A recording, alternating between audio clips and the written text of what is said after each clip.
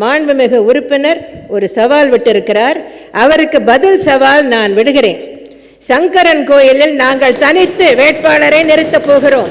உங்கள் கட்சிக்கு திராணி இருந்தால் தனித்து வேட்பாளரை நிறுத்துங்கள். பேருந்து கட்டணத்தை உயர்த்திய பிறகு, பால் விலையை உயர்த்திய பிறகு, சங்கரன் கோயில் சட்டமன்ற தொகுதி இடைத்தேர்தலில் தனித்து நின்று மகத்தான வெற்றியை நாங்கள் அடைவோம். அதை நீங்கள் பார்க்கத்தான் போகிறீர்கள். உங்களால் முடியுமா என்பதை யோசித்துவிட்டு பேசுங்கள். அதாவது போன கிட்டத்தட்ட 2006 11 வரைக்கும் இடைத்தேர்தல் எவ்வளோ வந்தது.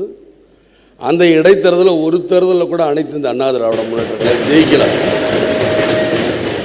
இன்னைக்கு வந்துட்டு நான் சங்கரங்கோயிலை ஜெயிப்பேன் சவால் விடுறது ஆளுங்கட்சியாக இருந்தால் கலைஞரை சொன்னால் போன தடவை எப்படி ஜெயிச்சாருன்னு அவங்களுக்கு தெரியும்.